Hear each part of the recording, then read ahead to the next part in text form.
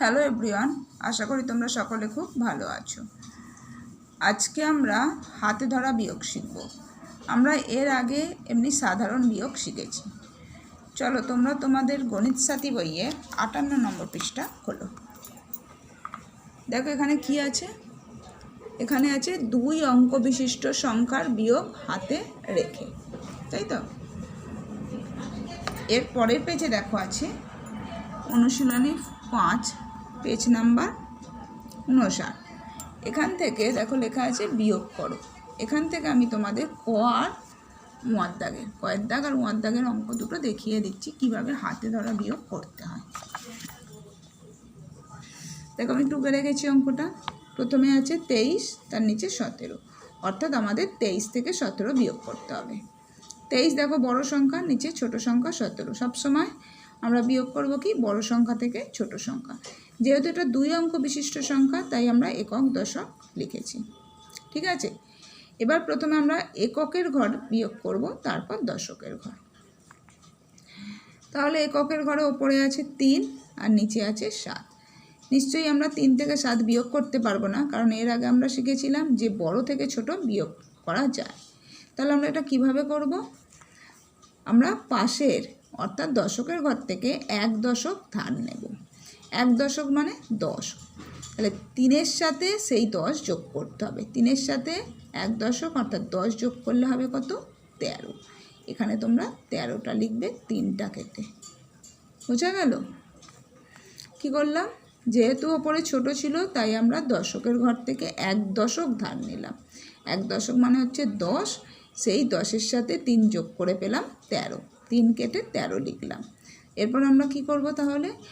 নিশ্চয়ই 2 থেকেও তো 1 কমে যাবে, 1 দশক কমে যাবে। 1 কমে গেলে কত হবে? 1 হবে। এরপর চলো 7-এর পর 13 গুনি, তাহলে গুনতে পারবে নিশ্চয়ই, ওপরে বড় সংখ্যা হয়ে গেছে।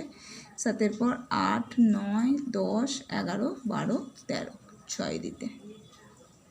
এরপর 1 1 মিলে গেল 0। তাহলে 23 থেকে 17 বিয়োগ করে আমরা বিয়োগফল কত পেলাম? 6। তাহলে অতএব দিয়ে লিখতে হবে অতএব বিয়োগফল সমান 6। এখানে 0 6 হয়েছে, বাঁদিকে 0 লিখলেও হবে, না লিখলেও হবে, তোমরা কেটে দিতেও পারো, উত্তরে শুধু 6 লিখবে। ওকে, নেক্সট ওয়ার দাগের অঙ্কটায় কত আছে দেখো। 80 থেকে 35 বিয়োগ করতে বলা আছে। চলো বিয়োগ করি। এখানেও দেখো একক দশক 80 আর তার নিচে 35, অর্থাৎ এককের ঘরে আছে 0 আর তার নিচে 5। তাহলে আমাদের কি করতে হবে? 0 থেকে 5 বিয়োগ করতে হবে। নিশ্চয়ই বিয়োগ করতে পারবে না, উপরে ছোট সংখ্যা আছে। এক্ষেত্রে আমরা পাশের থেকে অর্থাৎ দশকের ঘর থেকে 1 দশক ধার নেব। 1 দশক মানে 10, 10-এর সাথে 0 যোগ করলে কত হবে? 10 হবে। তাহলে এই 0 কেটে তোমরা এখানে 10 লিখবে, ঠিক আছে। এরপর দেখো, তাহলে আমরা যদি 8 থেকে 1 দশক নিয়ে নিই, নিশ্চয়ই 1 কমে যাবে, অর্থাৎ 8-এর থেকে 1 কমে গেলে কত হবে? 7। এবার নিশ্চয়ই বিয়োগ করতে পারবো, ওপরে বড় সংখ্যা হয়ে গেছে, নিচে ছোট সংখ্যা হয়ে গেছে। তাহলে চলো গুনি। 5-এর পর 10, 5-এর পর 6, 7, 8, 9, 10, 5 দিতে হলো। এরপর 3-এর পর 7, 3-এর পর 4, 5, 6, 7, 4। তাহলে বিয়োগফল কত হলো? বিয়োগফল সমান 45। ওকে, এখানে অতএব দিয়ে লিখে নেবে বিয়োগফল সমান 45। এই অঙ্কগুলো অনুশীলনী 5-এর তোমাদের যে বইতে এত অঙ্ক রয়েছে, তোমরা এগুলো প্র্যাকটিস করবে বাড়িতে। আমি হোমওয়ার্কটা পরে লিখে জানিয়ে দেব।